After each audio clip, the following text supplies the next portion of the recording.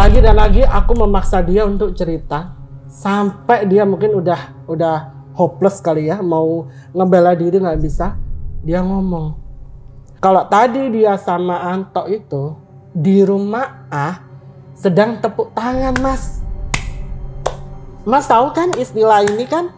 Ya udahlah, tahu dong. Begituan. Hiasan kepala yang ada bulu-bulunya gitu loh, Mas. Yang ada bulu-bulunya, terus dia pakai everything's okay. Copot. Maaf, Mak. Jadi Anto masih kelindes truk saat itu? Iya, jadi posisinya pas dia kelindes tuh antara hidup dan mati, Mas. Sorry, Mas. Sorry ya. Jadi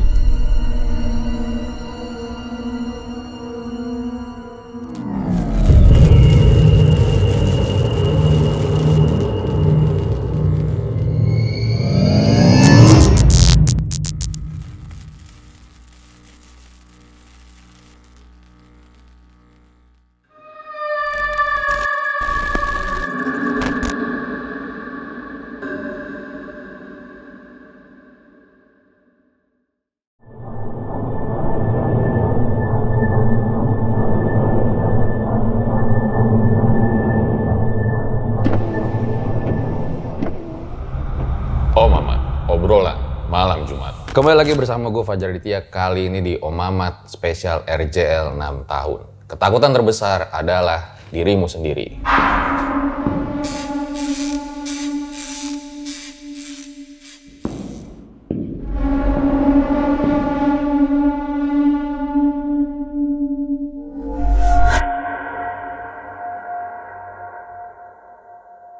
Ya, jadi guys, ini spesial 6 tahun RJ5, di mana gue bakal ngebawa narasumber-narasumber yang sangat luar biasa khusus buat kalian semua. Nah, pada hari ini gue kedatangan seorang pria pengantin yang punya pengalaman.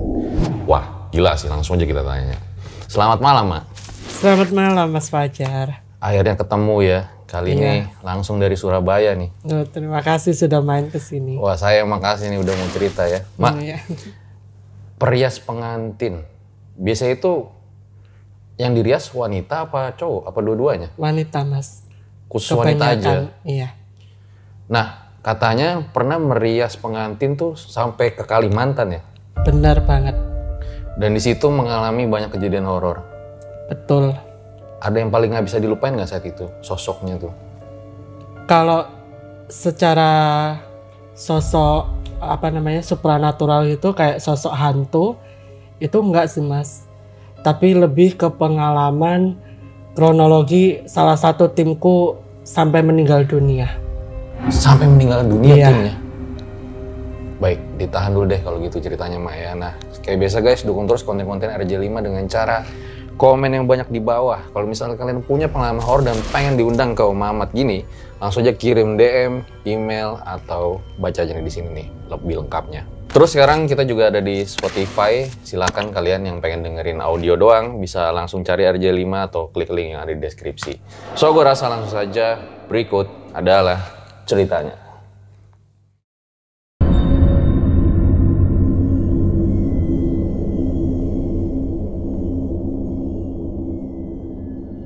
Ya, Mak, boleh diceritain awal mulanya kayak gimana?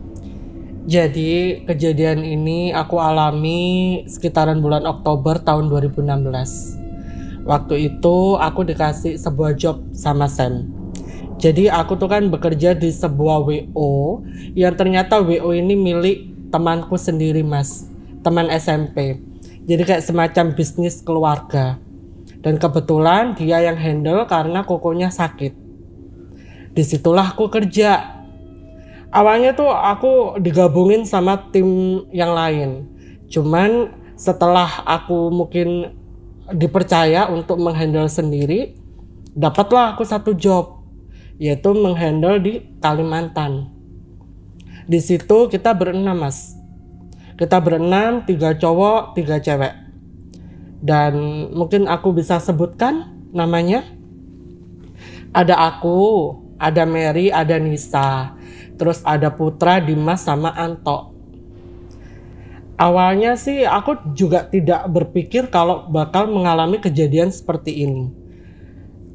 Kembali lagi, takdir manusia nggak ada yang tahu. Di situ setelah aku menerima job ini dari Sam itu adalah bos aku, namanya Sammy. Yaudah, aku kan di situ diminta terserah deh kamu mau rekrut siapa. Akhirnya yaudah aku rekrut itu. Singkat cerita, kita berangkatlah ke Kalimantan tuh Mas. Bulan Oktober tahun 2016.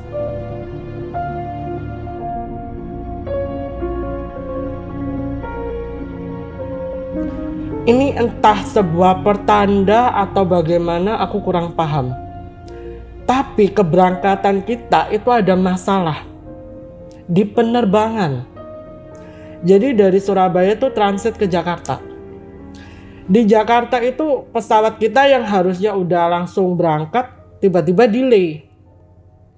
Dan itu kayak, loh delaynya kenapa? Katanya ada problem. Ya udah. Jadi kita nunggu di Jakarta itu hampir berapa jam itu. Dan ini mungkin juga semacam kayak firasat. Anto itu nggak ada angin, nggak ada hujan. Dia tiba-tiba ngajak kita foto bareng. Ayo dong foto bareng gitu. Di bandara tuh, yaudah ayo selfie lah kita. Nah setelah selfie itu Anto bilang, nanti kita pulang ke Surabaya harus bareng-bareng ya. Anto bilang begitu. Dan aku bilang, ya emang kita harus pulang bareng-bareng. Kalau kita nggak bareng-bareng, emang kamu mau pulang sama siapa? Aku bilang gitu. Udah deh nggak usah ngomong aneh-aneh. Udah pesawat kayak gini, kamu ngomongnya aneh-aneh. Udah nggak usah aneh-aneh gitu. Singkat cerita, yaudah tuh kita dapat pesawat, berangkatlah kita ke Kalimantan.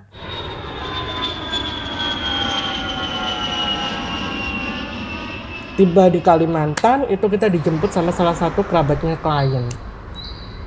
Perjalanan dari bandara sana aku tidak bisa menyebutkan Mas ya, karena ini sudah sesuai prosedur yang diminta sama Sammy sendiri untuk tidak menyebutkan di mana kotanya, karena bagaimanapun kejadian ini masih membekas di ingatan kita semua, terutama kita yang waktu itu ikut ke dalam job ini menyaksikan Anto meregang nyawa seperti itu.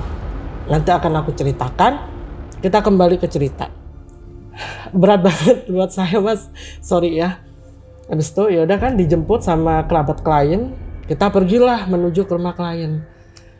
Terus terang begitu kita tiba di rumah klien, kita disambut dengan baik Mas. Jadi klien tuh tidak tidak mempermasalahkan, kan katanya ya. Mohon maaf ya kan, kalau orang Kalimantan ketemu orang Madura kayak gimana gitu kan katanya. Anto kan ada keturunan Madura. Tapi nyatanya kita di sana disambut baik Mas. Mereka menyambut kita dengan hangat. Nggak ada tuh mereka mempermasalahkan ini itu, nggak ada.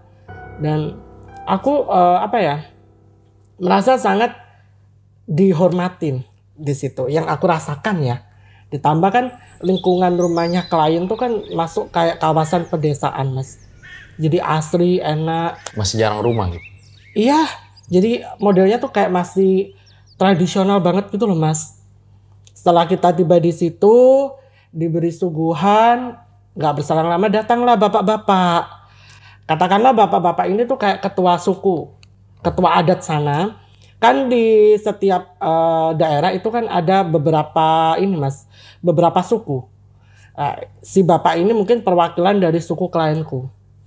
Ya udahlah di situ ya, kita diajak ngobrol, ditanya. Oh ya, aku juga lupa nih Mas. Yang pas waktu berangkat duluan tuh cuma kita berlima.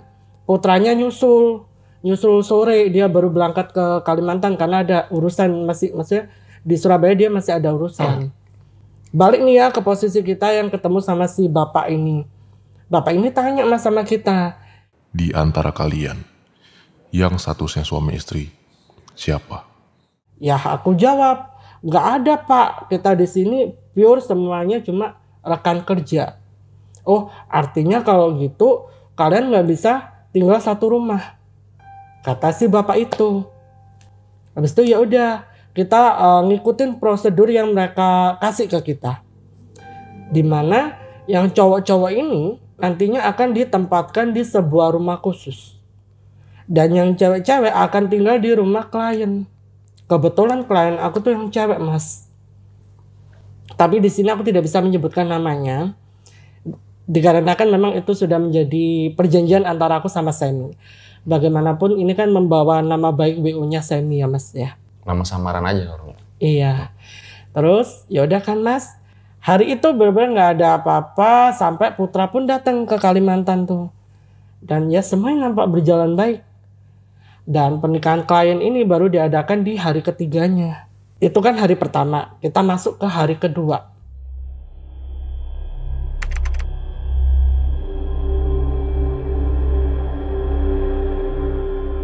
Di hari kedua ini kita nggak ada schedule kerjaan apa-apa.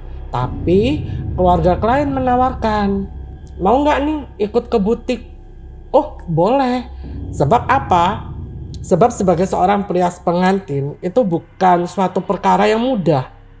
Kita harus benar-benar memastikan busana yang dikenakan sama klien itu cocok dengan riasan yang nantinya akan kita riaskan di klien. Makanya kan aku memilih untuk yaudah yuk ikut. Yaudah cuma ke butik paling perjalanan berapa gitu kan. Aku tawarkan lah teman-teman, kan mau ikut nggak?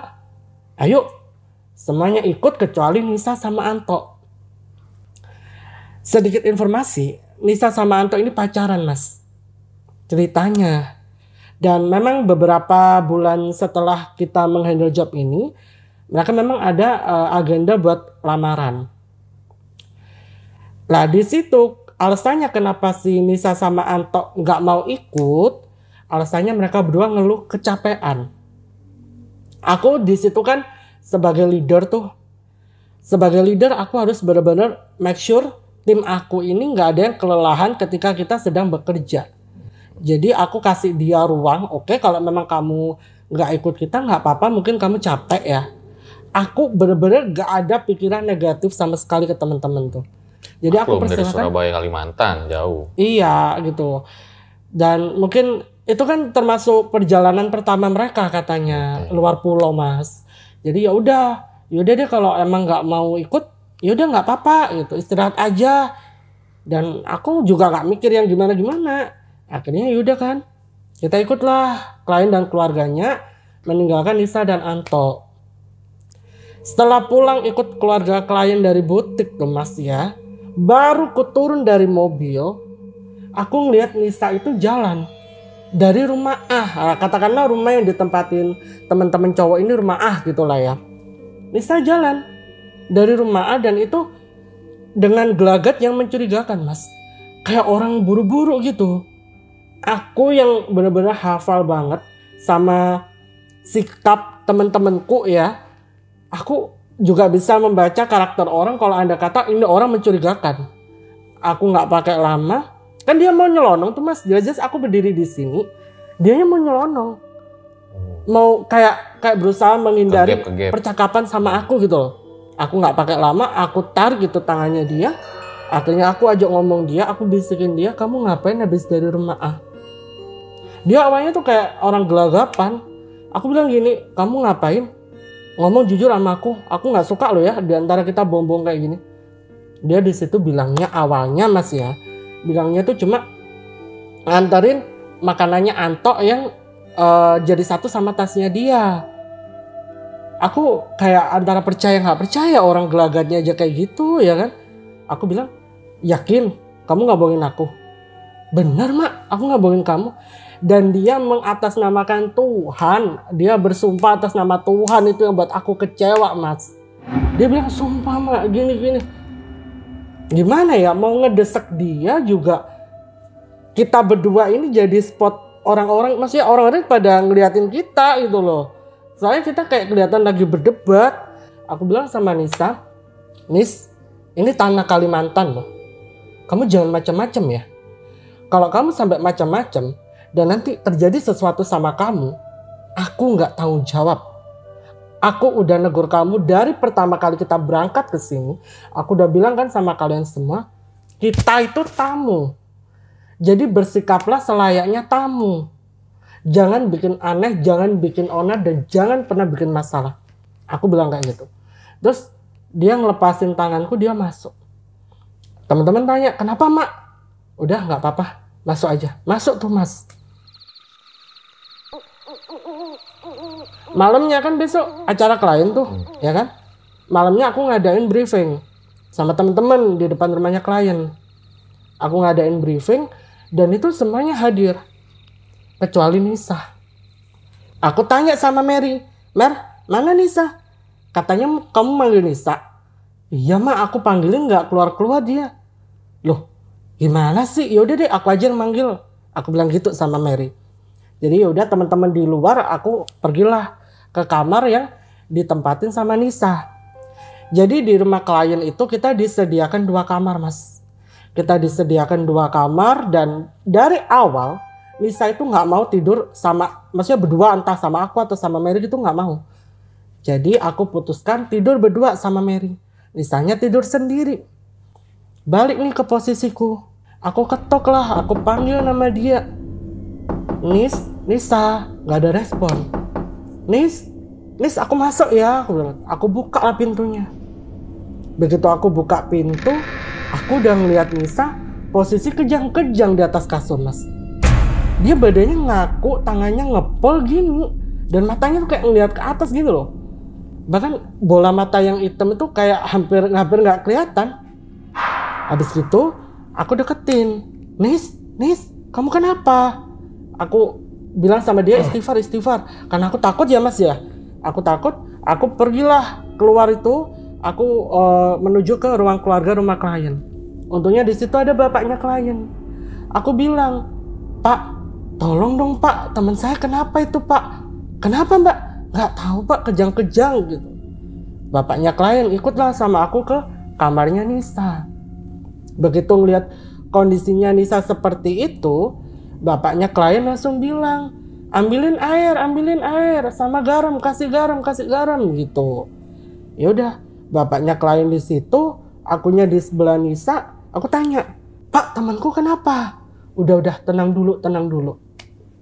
Nggak habis selang lama tuh ibunya klien masuk bawa air yang mana itu udah dikasih garam. Ini literally air ya mas ya, tidak berwarna, tidak berbau, air putih biasa, cuma dikasih garam. Nah si bapaknya klien ini megang itu gelas sambil kayak mulutnya komat kamit. Wah itu aku nggak tahu deh bapaknya klien baca apa ya. Habis gitu setelah beliau komat kamit kayak gitu, akhirnya dikasih ke aku, minumin, disuruh minumin ke Nisa. Lah Nisa kan kejang-kejang kayak gini ya mas ya, kan nggak mungkin aku suntikin airnya gitu kan. Aku minta lah sendok gitu. Akhirnya udah aku ambil sendok, habis itu aku sendokin pelan-pelan tuh ke mulutnya Nisa yang masih kejang-kejang kayak mengah-mengah gini. Airnya keluar. Kayak sininya tuh kayak nggak nompol gitu loh, kayak nggak nerima. Akhirnya airnya keluar. Aku orangnya kan nggak serantanan mas ya, gemes gitu loh. Ini anak kenapa tahu-tahu kayak gini, dikasih kayak gini kok nggak mau. Akhirnya aku ngide nih, air itu kan aku sendok tuh, aku masukin ke mulutnya, aku bekep mulutnya mas. Beneran aku bekep saking gemesnya itu. Aku bekep sampai di sini tuh kayak kedengeran suara glegek gitu. Artinya kan udah ketelen tuh. Lah setelah glegek itu kan, aku sendokin lagi, aku bekep lagi sampai beberapa sendok. Tiba-tiba tuh kayak ada yang apa ya? Kayak ada yang keluar dari sininya kayak dia langsung gitu mas. Dan kayak aku kaget. Akhirnya sendok tuh aku lepas sampai astagfirullahaladzim, ini anak kenapa? Di situ dia langsung bangun, ngeliatin kita semua. Terus dia nangis, dia peluk aku. Akhirnya di situ aku bingung, nih anak kenapa? Nis, kamu kenapa? Mak, aku takut. Nisa bilang gitu. Terus bapaknya klien tanya, kamu habis ngapain mbak? Wah di situ Nisa malah makin kayak kelihatan tertekan mas.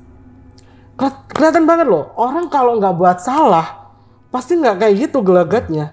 Ini anak pasti ada yang nggak beres. Berhubung di situ ini anak nggak mau ngomong ya, dan aku juga leader di situ, mau nggak mau kan yang bertanggung jawab aku ajaklah ngomong baik-baik orang tuanya klien. Pak, mohon maaf sekali Pak ya, mungkin ini terkesan kurang sopan. Tapi bisa nggak Bapak kasih waktu sebentar, saya sama teman saya buat ngobrol berdua. Mungkin nanti Bapak bisa tunggu di luar dulu, biar anak ini juga bisa tenang gitu loh. Nggak gitu kayak orang ketakutan. Oke udah, semua orang keluar di ruangan itu, tinggal aku sama Nisa.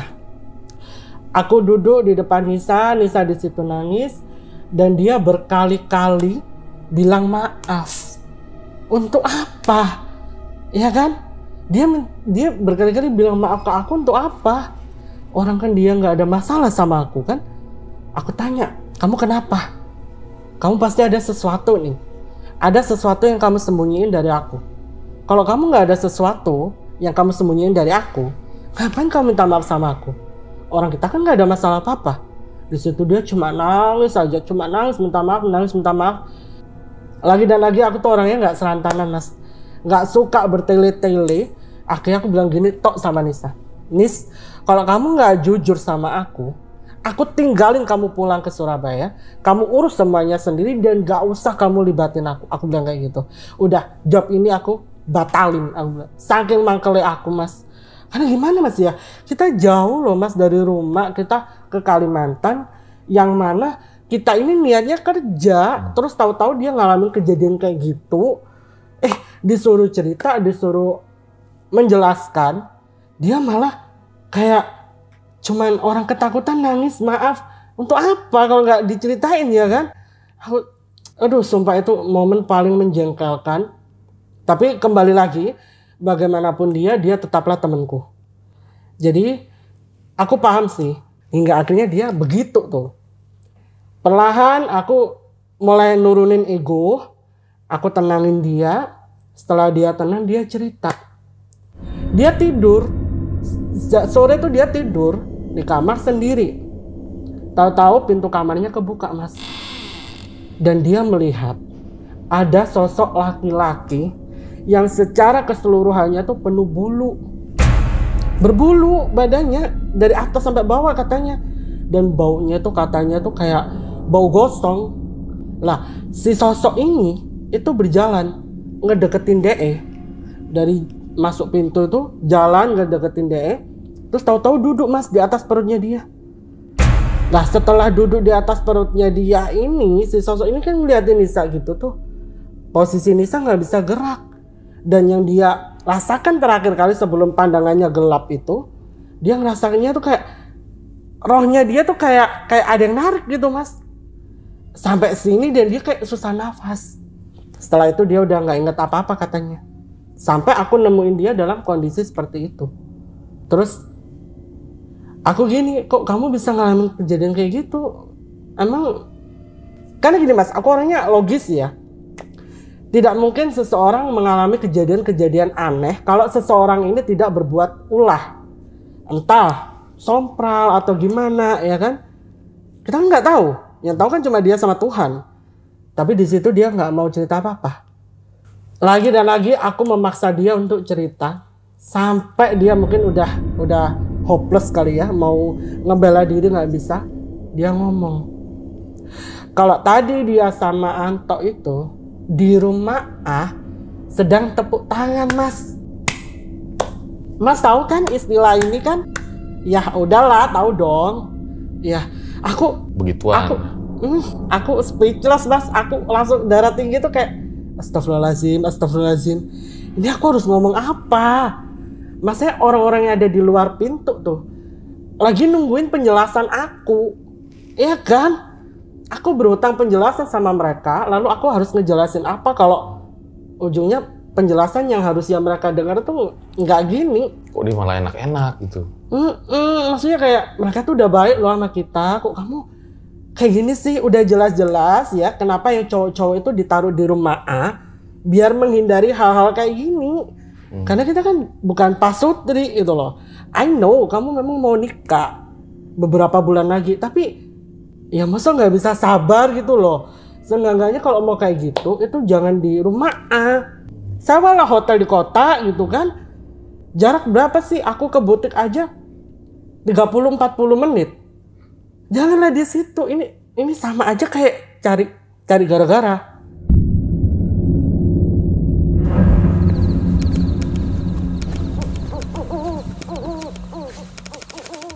Kira-kira malam-malam gini di tengah hutan Bang Fajar dan tim mau kemana ya?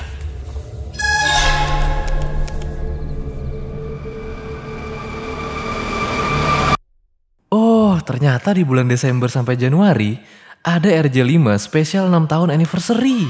Dan juga jangan ketinggalan nonton karena selama 1 bulan Om Mamat special episode, kalian berkesempatan mendapatkan hadiah total 25 juta.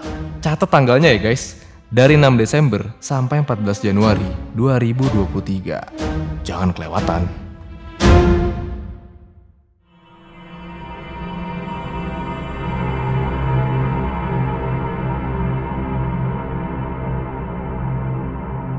Udah di situ aku udah kayak lemes, aku sekujur tubuh tuh gemeteran. Karena gimana ya? Aku leader, Mas. Aku bertanggung jawab atas nih anak-anak ya. Terus aku juga berhutang penjelasan. Jalan keluar itu rasanya udah gak karuan. Bener-bener kayak ya Allah beri aku kekuatan, aku sampai bilang kayak gitu. Saking marahnya aku. Tapi aku juga gak bisa marah langsung dadel-dadel ke mereka tuh gak bisa. Karena gimana ya? Takutnya nanti mereka salah tangkep gitu loh. Jadi aku oke, Des tenang, kamu bisa melewati ini semua. Sampai aku keluar kan, itu ekspresinya bapaknya klien udah gak enak, Mas. Udah benar-benar gak enak. Dan ketika aku mau ceritakan, aku pertama bilang, Pak mohon maaf ya Pak ya. Mohon maaf sekali Pak. Bukannya kita gimana-gimana. Bapaknya klien bilang, udah Mbak gak usah diceritain. Saya udah tahu. Padahal aku belum ngomong apa-apa. Aku di situ aja kayak mau nangis aja, Mas.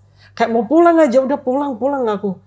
Terus bapaknya klien bilang, nanti kalau bisa malam ini jangan ada yang tidur dulu ya. Nanti saya datangkan tamu. Karena saya nggak mau balah ini kebawa di pernikahan anak saya besok. Jadi mungkin ibarat kata ya dibersihkan gitu. Terus ya udahlah, karena kita udah berbuat salah, memang aturannya di sana seperti itu. Kan di setiap daerah kan punya aturannya masing-masing ya. Punya tatanan adat istiadatnya sendiri-sendiri, dan kita mencoba untuk menghormati bagaimanapun juga posisi kita salah.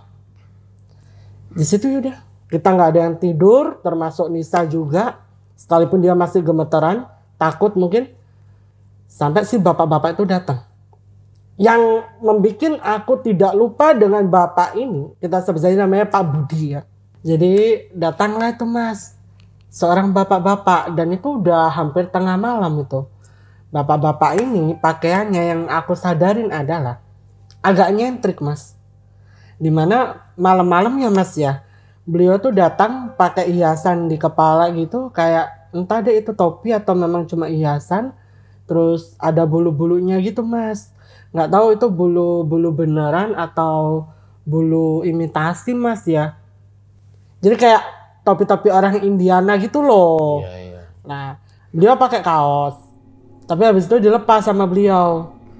Nah, ketika beliau melepas kaosnya itu, ternyata di depan sini ada mandau. Dan kelihatan Mas, tangannya tuh banyak kayak tato-tato itu. Terus orangnya lama sebenarnya, baik orangnya tuh. Duduklah itu. Terus orangnya itu kayak ngomong bahasa sana ya, ngomong sama keluarga klien. Kita kurang paham mereka ngomongin apa, sampai bapak ini tanya sama kita, kalian habis ngapain gitu. Ngomongnya bukan kayak yang orang marah dedes gitu, enggak, ngomongnya nyantai. Ya kita jawab, Pak mohon maaf ya Pak, sebelumnya mungkin ini terkesan kurang sopan. Ya aku ngomong lah di situ lah, pakai bahasa sebaik mungkin, menjelaskan apa yang telah dilakukan Anto sama Nisa.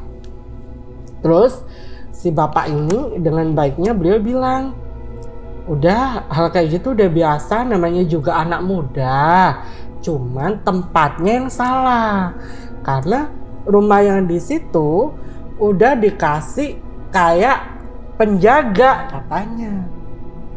Nah di situ udah pikiranku udah nggak karuan mas. Jangan-jangan yang datangin Nisa itu penjaga rumah A gitu. Walau alam kan kita nggak tahu ya. Sampai si bapak-bapak ini bilang, udah nggak usah takut. Ini yang cowok sini, yang cowok mana ini, mana yang cowok gitu. Aku tunjuklah ini pak yang cowok yang begitu tuh sama ini ceweknya. Si Anto itu dikasih mandau mas, mandau kecil segini gitu. Katanya mohon maaf ya, mungkin kurang sopan. Disuruh nyelipin di celananya. Anto semaksimal mungkin tidak boleh jauh dari mandau ini. Karena selama dia ada di Pulau Kalimantan, mandau ini yang akan menjaga dia. Bapak itu bilang begitu. Ya udahlah, karena memang udah mungkin persyaratannya untuk kebaikan semua orang begitu.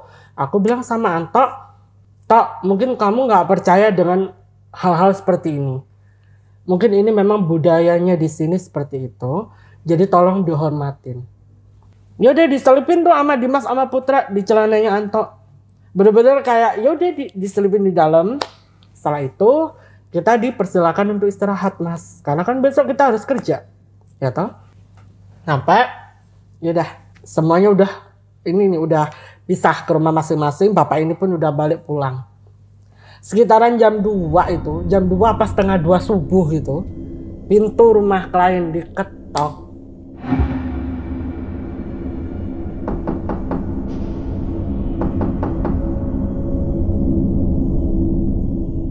Dan aku sadar banget kalau ini itu suaranya Dimas.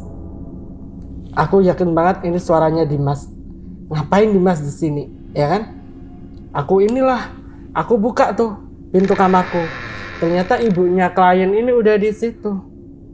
Udah duluan bukain pintu gitu. Ditanya kan sama ibunya klien kenapa, ada apa? Si Dimas di situ bilang, "Sana, Mak, Anto." Dimas bilang kayak gitu. Kenapa Anto? Udah kamu kesana.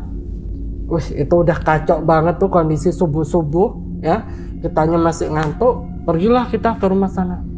Meninggalkan Nisa. Nisa kita bangunin nggak bangun-bangun soalnya mas. Habis itu pas kita tiba di kamarnya Anto itu kondisinya udah banyak banget luka cakaran mas.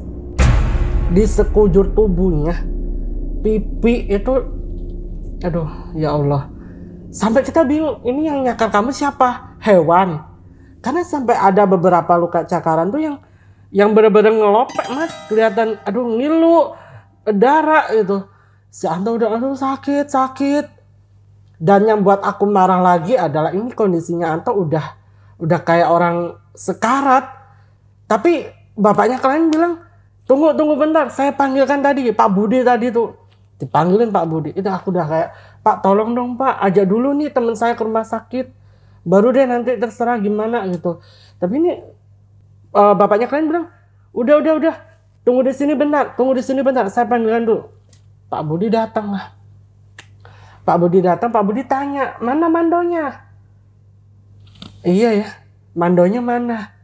Terus Anto jawab, itu aku taruh di meja. Pak Budi bilang gini, kan saya udah bilang, jangan jauh-jauh dari mandau. Digituin.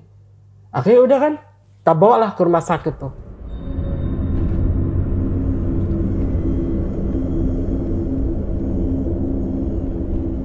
Yang di rumah sakit tuh semuanya ikut, maksudnya tim aku ya, kayak aku, Dimas, Putra, jelas Anto juga ikut kita di situ sama saudaranya klien, terus sama tetangganya klien. Jadi kita ke rumah sakit itu minjem mobil tetangganya klien. Dan kita meninggalkan Mary. Kenapa kita tinggalin Mary? Biar Mary ngurus Nisa. Nisa kan kita tinggalin sendiri tuh di rumah klien. Ya udahlah, kita perjalanan nih menuju ke rumah sakit. Saat menuju ke rumah sakit nih mas ya, itu ada aja kendalanya. Masa kita diputer-puterin mas, ketemu di jalan itu lagi, ya ujung-ujungnya kita ngelewatin rumah A, ngelewatin rumah klien. Balik ke rumah lagi? Ada kali 5 kali mas, ada 5 kali apa 6 kali gitu. Bingung kita. Tapi kalau di visualisasi kita, rumah A sama rumah klien tuh sepi mas, nggak ada orang. Ini kalau di pandangan kita ya, rumah A sama rumah klien sepi. Jalanannya itu masih banyak hutan gitu? Masih rimbut, masih ini mas, masih kayak pedalaman gitu. Dan kita bingung dong loh, kok bisa muter ke sini? Harusnya kan jarak rumah klien ke rumah sakit tuh deket loh sebenarnya. Orang tinggal keluar dari desa itu belok kanan dikit dari rumah sakit. Kenapa ini bisa tahu-tahu muter gini ya? Orang kita kan habis belok kanan itu udah lurus, ngerasanya kita ya lurus. Tapi ini kok ketemu rumah A lagi, ketemu rumah klien lagi. Sampai tetangganya klien yang jadi supir tuh diem, berhentiin mobil. Dan di kanan kiri tuh nggak ada apa-apa. Si tetangganya klien tuh bilang gini, Mbak, denger apa? Gitu mas, tanya ke aku.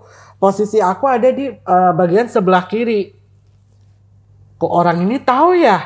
Jadi pas ketika mobil berhenti, itu kayak ada apa mas ya? Kayak ada orang gremeng gitu loh. Orang ngomong nggak tahu ngomong apa gitu, nggak jelas. Mbak, coba deh lempar koin gitu. Uang koin tuh disuruh ngelempar. Berapa pak? Udah seadanya berapa itu, lempar aja keluar. Aku lempar lah keluar. Ditanya lagi sama tetangganya klien tuh, Mbak, denger apa? Pak, katanya ada yang ngomong disuruh lanjut jalan, Pak. Selamat. Ini wallahualam mas ya. Ada suara cewek mas. Di telinga sebelah kiri. Itu kayak seolah-olah ini orang lagi ngebisikin aku. Udah lanjut aja jalannya gitu. Aku noleh gak ada siapa-siapa mas. Masalahnya di luar tuh kan gini gak ada orang. Nah itu suara siapa? Gak tahu dah. Lah setelah si bapak ini, tetangga ini ngedengar aku ngomong kayak gitu, jalan. Ya alhamdulillah tiba di rumah sakit dengan selamat. Ini wallahu alam ya. Setelah itu kayak mikir itu suara siapa? Gak ada orang. Dan ternyata itu memang kepercayaan yang ada di situ mas. Katanya itu kita lagi diusilin. Gara-gara kita ini ada masalah. Terus kitanya berbuat salah. Katanya ya, konon ya, penunggu yang di situ emang usil, suka usil, dan kita diusilin, dan kita memang disuruh ngelempar uang uang koin tadi itu, aku lemparnya 3 tuh, itu katanya biar nyenengin mereka gitu, kan nggak tahu kita, di setiap tempat tuh kan ada lah kayak gitu pasti mitos-mitos kan, nah, mungkin mitosnya di situ seperti itu. Alhamdulillah tiba di rumah sakit dengan selamat, kita berpindah lah ke posisi Mary. Ya, kita berpindah orang-orang yang di rumah tuh. Buat kalian yang punya pengalaman horor nyata, bisa kirim cerita kalian ke email rj5 atau DM Instagram rj5.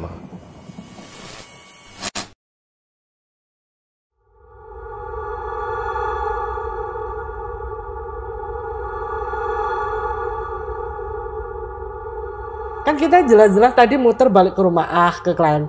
Tapi kalau aku tanya nih ke mereka, ngelihat nggak sih mobil kita muter aja sini? Mereka nggak ngelihat. Maksudnya nggak ngelihat mobil kita muter di situ, nggak ngelihat. Dan mereka sedari tadi tuh katanya di luar rumah nggak ada yang masuk. Bahkan ada kejadian di rumah klien. Dan ini lagi dan lagi melibatkan Nisa. Mary yang waktu itu di rumah A bareng klien dan keluarga kan rame tuh ya kan, memutuskan untuk menghampiri Nisa ke rumah klien sendirian. Dan di rumah klien tuh nggak ada orang mas, cuma Nisa doang. Loh, kenapa dia sendirian di situ ya? Ya karena kita ketokin nggak ada yang bangun, maksudnya dia nggak bangun. Nah kita kan khawatir sama kondisinya Anto mas. Oh iya. Jadi kita tinggalin Nisa tuh. Lah begitu Mary tiba di rumah Nisa, kata Mary, ikut di rumah Nisa di rumah klien ya. Kata Mary ini mas ya, di pintu masuk rumah klien itu ada sosok genderuwo mas. Gede kata Mary gitu. Serius Mer? Mak sumpah mak demi apapun. Jadi dari situ nih ya, dia jalan tiba di rumah klien tuh, dia langsung putar balik mas. Nangis dia, teriak-teriak. Ini pengakuan dari keluarga klien. Dia teriak-teriak nangis tuh ya kan. Dia cerita. Wow, disamperin lah sama Pak Budi, bapaknya klien, keluarganya klien. Ternyata sosok genderuwo yang dilihat sama Mary itu udah nggak ada. Udah nggak tahu pergi kemana. Tapi begitu mereka mau masuk menghampiri kamarnya Nisa, di depan pintu kamarnya Nisa tuh ada banyak banget ular, Mas. Ular, segala jenis ular, sampai ular katanya tuh ular hijau yang berbisa itu yang mematikan katanya itu ada di situ. Lah kayak mana bisa tahu-tahu di depan kamarnya dia banyak ular, ya kan? Akhirnya di situ nih ya, si Pak Budi tuh nyabut bulu dari hiasan kepala beliau tuh, dicabut 2 katanya, disuruh ngelempar masnya klien. Dilempar sama masnya klien. Ini wallahu alam. Pas dilempar itu bulu, ular-ular ini udah nggak ada. Hilang, Mas, di depan mata, kayak sulap katanya Mary. Aku baru kali ini, Mak, datang ke tanah Kalimantan ngelihat sulap kayak gitu. Bener hilang itu ular, nggak ada.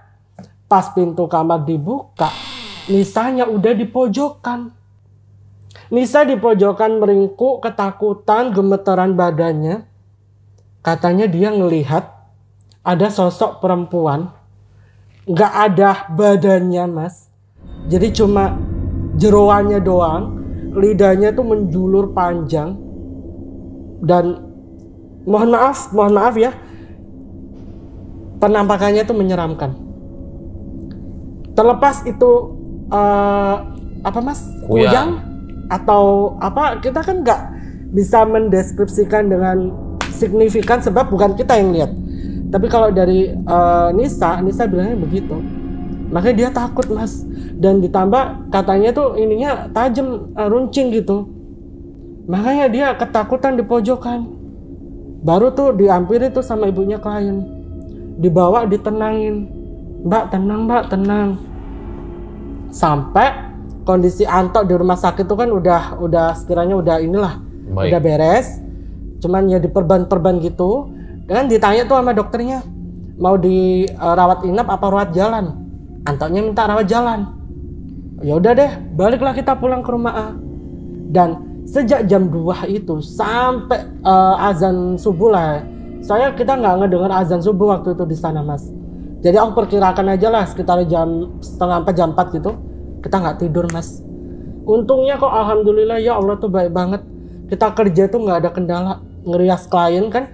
Paginya tuh kan ada acara ini ya. Orang kan klien aku kan Katolik, Mas. Jadi ada acara di gereja itu. Terus habis itu semuanya baik-baik aja. Lah setelah itu kita pindah nih ke Anto. Ya. Anto kan badannya diperban tuh, Mas, sama dokter ya kan, sekujur tubuh karena cakaran tadi tuh. Pak Budi kan dipanggil lagi tuh. Pak Budi di situ ceramah tuh sama Anto. Kan Bapak udah bilang, kamu jangan jauh-jauh dari Mandau ini. Ibarat kata nih ya, kamu tuh di sini itu nggak ada pelindung. Yang ngelindungin kamu ini cuma ini Mandau. Kalau kamu jauh dari ini Mandau, ya barang-barang nggak jelas itu yang terpicu, maksudnya kemunculannya terpicu karena kesalahan yang telah kamu lakukan, itu bisa melukai kamu. Sebab rumah ini itu sudah ditaruh penjaga. Biar apa? Ya biar menghindari hal seperti itu, biar pernikahan anaknya Pak ini itu tidak terkena bala. Kembali lagi kepercayaan orang masing-masing. Si Pak Budi ini datang, Mas, bawa kayak ranting pohon, banyak banget daunnya, nggak tahu itu daun pohon apa ya. Ini ke badannya Anto dipukul-pukul, dikepiak-kepiak gitu loh. Aku kan gini, astagfirullahaladzim, lah orang di sekejur tubuh banyak cakaran, dikepiak-kepiak kayak gitu kan sakit ya. Aku bilang, Pak, jangan kayak gitu dong, Pak. Lah ini anak kan lagi sakit, digitu-gituin. Lah kayak mana, Pak, nanti, Pak? Udah, kamu tenang aja gitu. Udah, percaya aja sama saya. Balik lagi, wallahu alam. Pas dikepiak-kepiakin gitu, Pak Budi bilang, lepas perbannya. Lah, lepas perban gimana? Nggak berani, Pak. Nanti kalau kena kulitnya yang itu, yang cowok sampai kena daging tuh gimana? Udah, lepas. Gunting lah, Mas, pelan-pelan tuh deg-degan nih. Ya Allah, Tok, maaf ya, Tok. Aku bilang, si Anto nggak ngerasa sakit sama sekali. Dia malah ngerasanya tuh gatal, Mas, katanya. Pas kita buka perbanyak, Allahu Akbar, luka cakarannya hilang, Mas. Gak berbekas sama sekali. Ajaib nggak tuh kayak gitu. Sampai aku ya, Lah tau gini gak usah dibawa ke rumah sakit. Udah langsung aja kepek-kepek kayak gitu. Cuma kan ya gak mentolo ya kalau kata orang mah. Wah mas, gak ada luka cakarannya. Bener-bener hilang. Hilang semua? Hilang semua. Bahkan yang sampai ngelopek kena daging itu, yang berdarah cucur-cucur itu, gak ada. Sampai, mohon maaf ya, ini beneran gak sih? Aku mimpi gak sih? Udah, mandonya diselipin tuh. Karena kita penasaran ya, nih Anto kenapa kok sampai ngalamin kayak gini? Kan Mas juga pasti penasaran kan? Si Anto cerita, malam itu dia ini kan tidur sendiri memang Mas. Dia udah make sure pintu kamarnya tuh udah dia tutup. Pintunya tuh pintu kayu Mas, dan nggak bisa dikunci, kayak dijagang pakai apa sih? Kayu yang cuma diginin doang tuh loh. Nah itu dia udah jaga, otomatis kan kalau dari luar mau ke dalam kan nggak bisa. Lah itu ngerasanya nih ya, ada yang ngebuka Mas. Lah gimana bisa ngebuka? Aku tanya gini sama dia, mungkin kamu kali ya yang lupa nutup. Beneran Mak, itu udah aku tutup kata Anto. Terus kok bisa ngebuka? Ya nggak tahu. Karena awalnya dia tuh ngedenger pintu belakang ada yang buka. Di pikirannya Anto itu teman-teman mau ke kamar mandi. Karena kan kamar mandinya ada di belakang Mas. Maksudnya terpisah dari jauh, bangunan ya? rumah. Terus ditunggu demi tunggu kok nggak ada kayak jalan masuk, maksudnya anak-anak kok nggak balik masuk, hingga dia ngelihat pintu kamarnya terbuka. Lah ketika dia miring gini ya, melihat tuh siapa tuh yang masuk ke kamarku, dan di situ dia melihat sosok yang sama seperti yang dilihat sama Nisa. Sosok perempuan, nggak ada badannya, cuma jeroan doang, lidahnya ngejulur, ininya tajam, dan ketika dia mau teriak tuh ya, suaranya hilang Mas seketika. Dan di situ, aduh ini walau alam ya, itu sosok ngegopek-gopek badannya Anto pakai itu giginya. Hingga di situ dia entah gimana ceritanya, baru tuh suaranya muncul. Dia teriak, bangunlah itu Putra Dimas tuh. Dan mereka ngelihat si Anto udah dalam kondisi seperti itu. Kayak ya Allah, percaya nggak percaya, tapi balik lagi nih tanah Kalimantan, walau alam. Dan setelah itu kan udah nih, aku bilang sama Anto, kondisi kamu gimana sekarang? Alhamdulillah Mak, udah enakan. Ya udah kalau gitu aku tinggal handle ya, karena kan sorenya ini resepsi kan. Ya udah Mak, tinggal aja nggak apa-apa. Tinggal nih.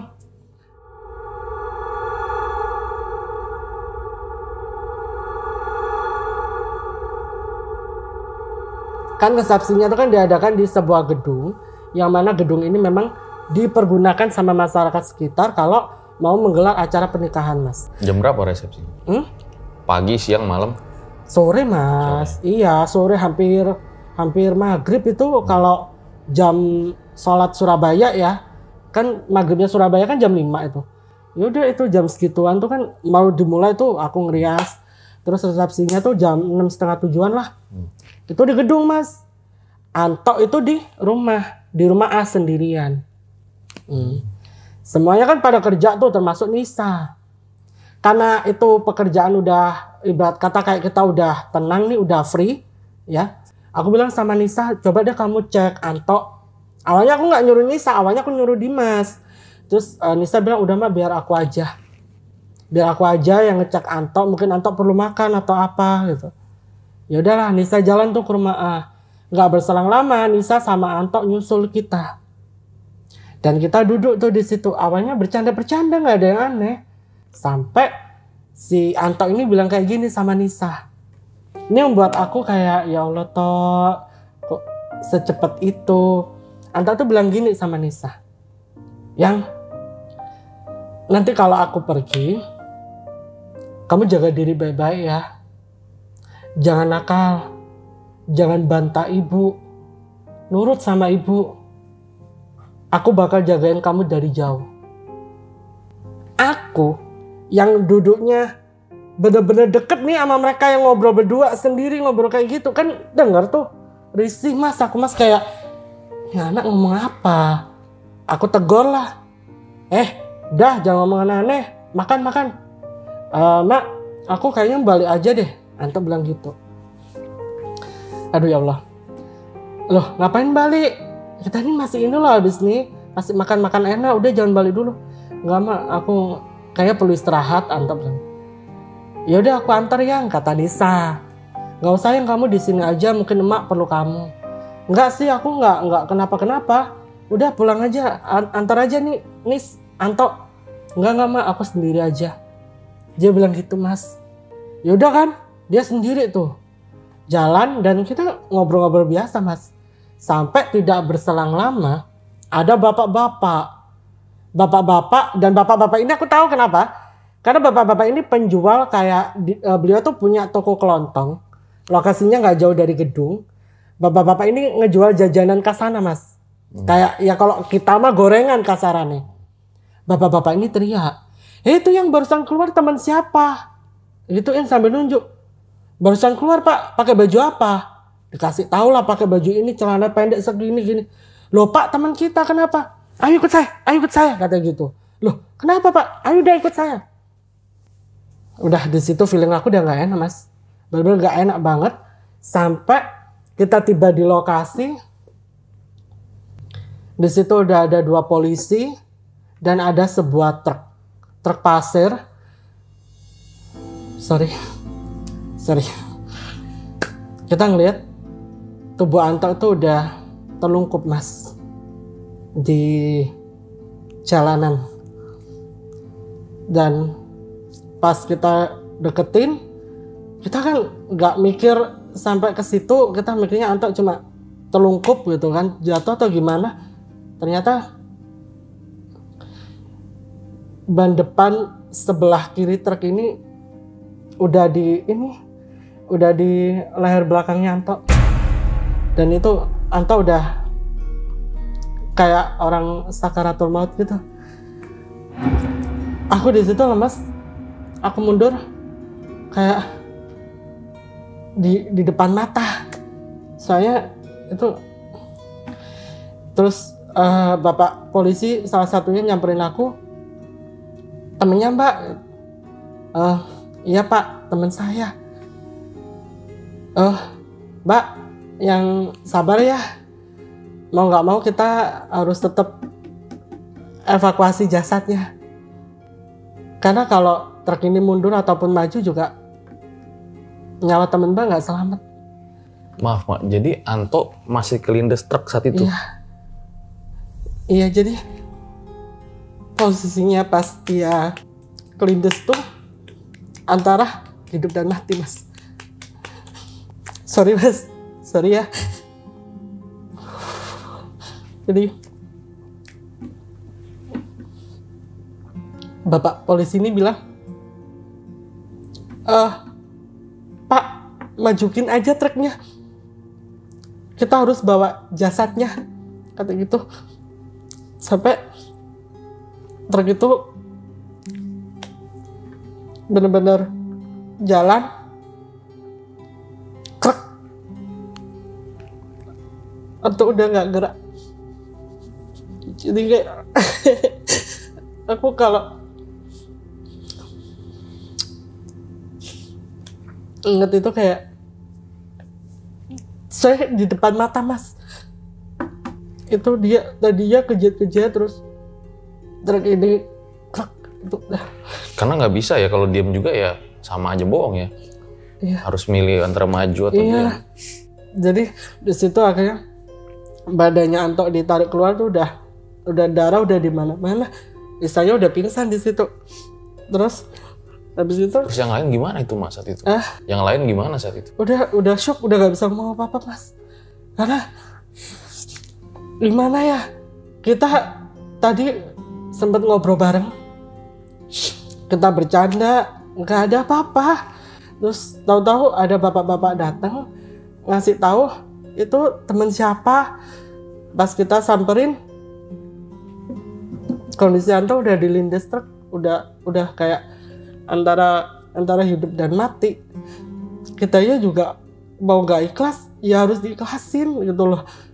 Terus lagi udah jenazah Anto dibawa ke rumah sakit. Aku telepon Sam, aku bilang sama Sam Anto ketabrak truk, aku bilang gitu. Terus Sam justru kaget, dia langsung cari tiket penerbangan ke situ, dia nyusul sama istrinya. Terus akhirnya yaudah semuanya diurus sama Sam. Sampai dengan begitu baiknya klien aku bilang, udah kita berhentiin aja resepsinya. Jadi setelah kejadian Anto itu, resepsi klien aku diberhentikan, Mas. Jadi semua tamu yang hadir pada waktu itu juga jadi saksi. Jadi saksi temen aku meninggal. Habis itu kan kita tanya, kenapa kok tahu-tahu Anto kayak gini? Anto itu baru sekali ketemu atau memang sebelum-sebelumnya udah sering kerja bareng? Anto itu sudah 2 kali job sama aku. Job yang kedua itu yang di Kalimantan. Oke. Tapi saat itu resepsinya diberhentikan? Iya, diberhentikan. Saking baiknya klienku, Mas. Gak jadi nikah? Kan udah nikah, Mas. Kan itu tinggal resepsi. Pestanya aja? Pestanya. Lalu? Ya udah, akhirnya kan habis itu semuanya kan diurus tuh sama Sam. Aku tanya kan sama si bapak yang manggil kita itu, setelah bapak ini ditanya sama polisi. Akhirnya datang tuh semua polisi tuh di situ olah TKP. Si bapak ini aku tanya, Pak gimana Pak ceritanya temanku kok sampai kayak gitu.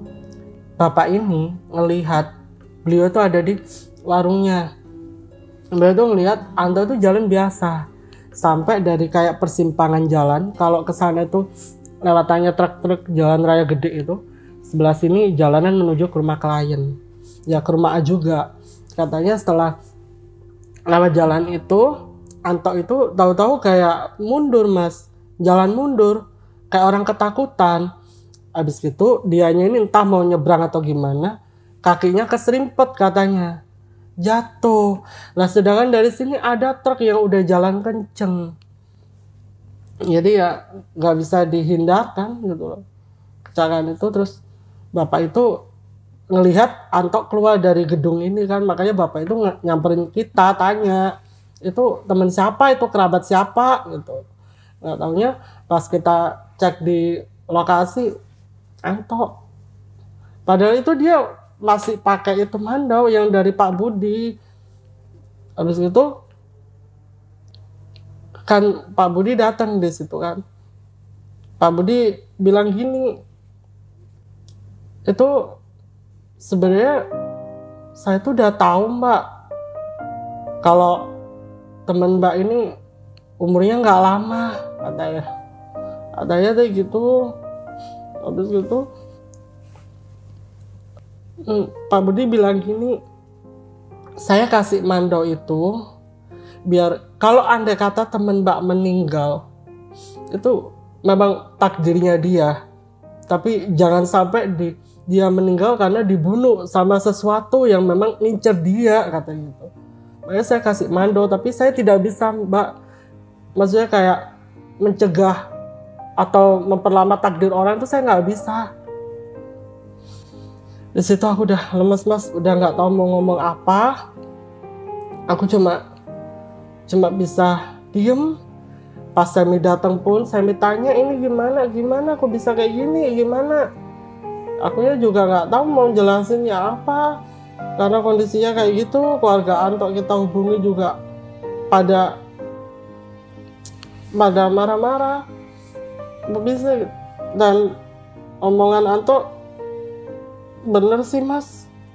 Atau kan pas waktu kita ada problem delay di Jakarta, itu kan dia bilang kita pulang bareng. Iya kita pulang bareng, tapi kitanya di kursi penumpang, dianya di kargo.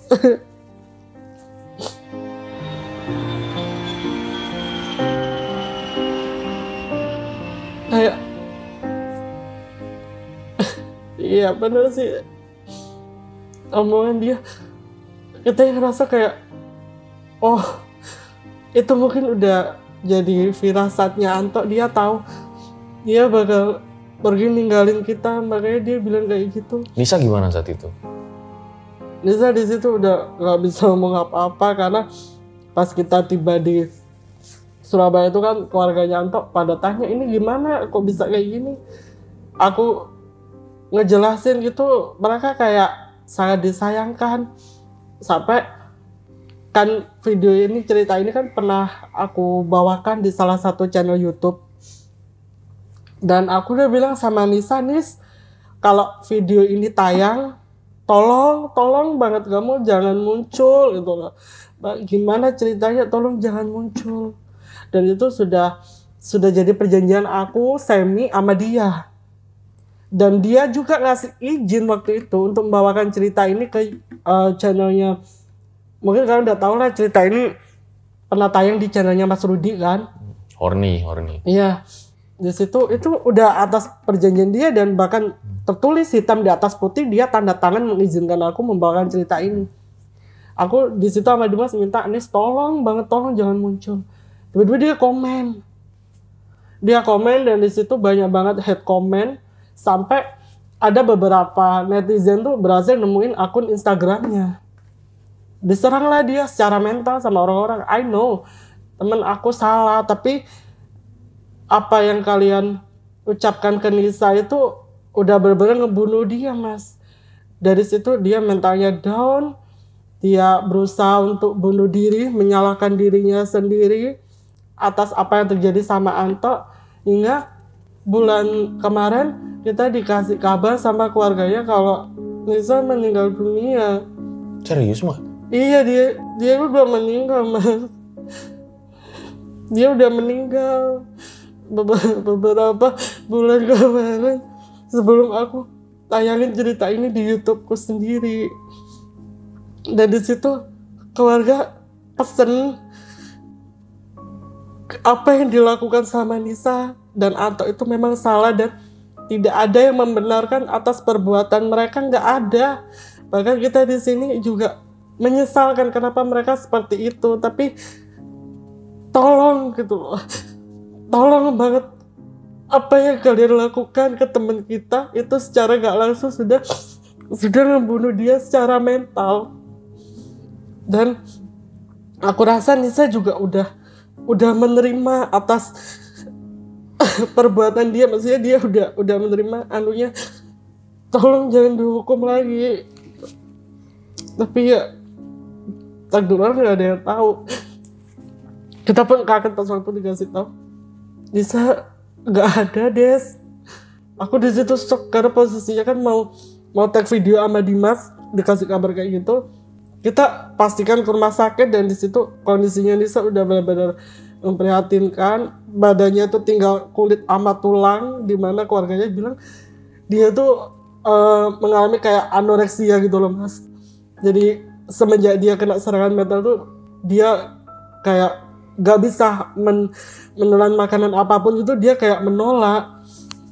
Apa dia harus berobat berkali-kali ke dokter dan segala macam, terus kena penyakit dalam, komplikasi. Terus pas waktu dibawa di salah satu rumah sakit yang di Sidoarjo itu, kondisinya udah memprihatinkan, dan dokter tuh sampai bilang kok orang ini sepertinya kemungkinan untuk sembuhnya itu kecil. Dan sampai kita mendapat kabar Nisa meninggal dunia itu, jadi kayak ya saya disesalkan. Kalaupun saya boleh milih, Mas, kalau tahu endingnya bakal seperti ini, saya milih nggak mau cerita waktu itu. Aku atas nama keluarga Nisa dan Anto benar-benar mohon maaf sebesar-besarnya atas apa yang pernah mereka lakukan saat berada di Kalimantan. Mohon dengan sangat tolong ya, tolong jangan lagi hukum mereka, karena kasihan keluarganya, kasihan ibunya Anto, ibunya Nisa, itu kasihan banget. Pas aku minta izin mau bawain cerita ini, itu kan aku datang ke rumahnya, itu ibunya tuh cerita pas waktu Nisa sakaratul maut itu, Nisa tuh bilang, Anto tunggu bentar lagi aku sama kamu, tunggu gitu. Sampai ya udah sampai dia meninggal dunia itu. Katanya orang Nisa udah dijemput sama Anto. Nisa nggak boleh sakit sendiri katanya. Nggak tahu Mas, sorry ya.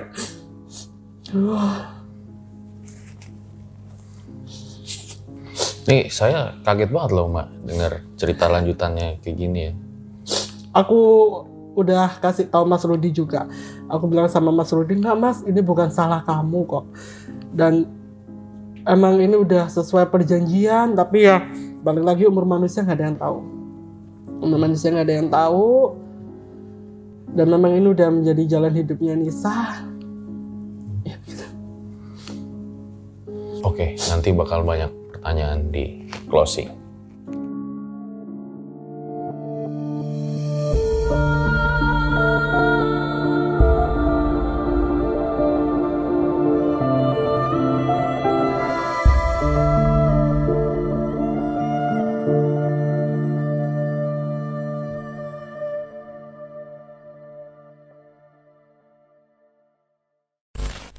Itu dia guys, sebuah kisah luar biasa dari emak, dimana harapan gua nih, mungkin juga sama emak, ketika kalian menonton ini, bakal banyak pelajaran yang kalian dapatkan ya.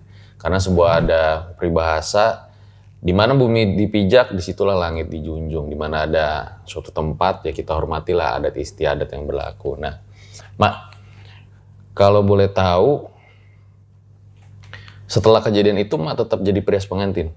Masih jadi perias pengantin, dan terakhir tahun 2020 Berhentinya? resign. Kenapa kok resign?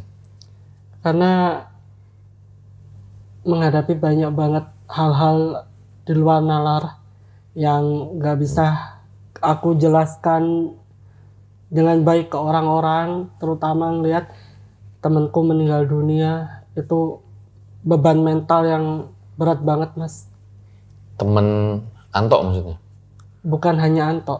Ada lagi? Ada yang meninggal karena jadi tumbal, nasi kuning. Terus ada juga Irul, itu yang meninggal dunia karena memang melakukan sebuah kesalahan. Terlepas itu ada hubungannya atau tidak, tapi mereka meninggal ketika mereka satu job sama aku Mas. Total ada 7. Ada 7? Teman aku yang meninggal. Makanya kan aku selalu mewanti-wanti di setiap videoku, dimanapun kalian berada harus benar-benar jaga sikap, harus benar-benar waspada, bisa jaga diri baik-baik. Mungkin boleh diceritain di RJ lagi Mak. Nah gimana guys, kalian setuju nggak? Kalau misalnya setuju, langsung aja 10.000 komen di bawah. Kemudian pada saat itu Mak, perias pengantin itu apakah memang soror itu? Atau gimana? Enggak sih Mas, aku tidak selalu mengalami kejadian horor sih Mas. Ada juga yang semuanya biasa aja.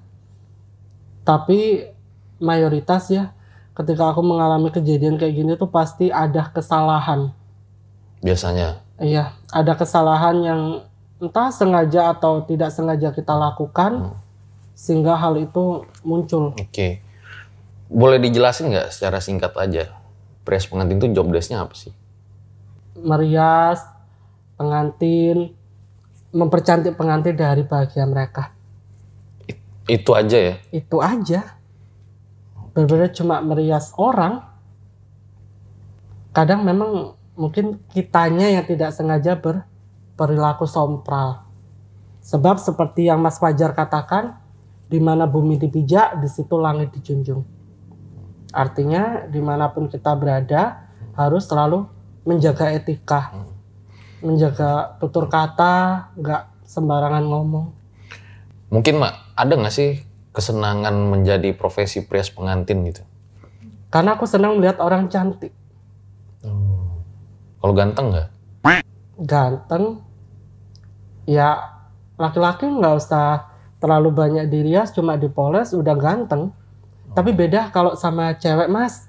Kalau perempuan menikah itu harus manggelingi, kalau kata orang Jawa. Opo iki? Manggelingi itu biar apa ya, terlihat beda. Jadi kayak bukan dia dan versi dia, tapi lebih bagus, lebih cantik. Jadi memang passionnya Mak gitu ya? Seperti itu ya? kalau dibilang passion bisa jadi, tapi lebih ke tuntutan hidup sih. Oke. Aku pun Tapi juga berarti menjanjikan ya profesi perias pengantin itu. sangat-sangat menjanjikan. Sangat Kalau menjanjikan. memang gede, alhamdulillah. Alhamdulillah. Ya. Tapi kalau lagi sepi job ya sepi Mas. Kalau lagi musim kawin rame. Musim kawin ya. Oh, ada musimnya ya. Iya. Oke deh. Nah tuh guys, siapa ya? Mungkin milenial atau Gen Z yang jadi perias pengantin bisa belajar sama Ma ya. Nah, Ma ini juga punya channel YouTube dan dia juga punya suka nulis-nulis di Twitter ya, cerita horor. Kalian bisa banget follow apa Ma? YouTube sama Twitternya. Nama Twitter aku @desiprayogo1. YouTube-nya? YouTubeku Ama Official Channel. Cerita horor juga ya? Iya, lebih ke pengalaman sendiri dan narasumber yang ngirimin cerita ke aku, Mas. Tuh guys, langsung aja kalian serbu nih akun YouTube dan Twitternya Ma. Thank you Ma, sekali lagi udah bercerita. Terima kasih banyak ya.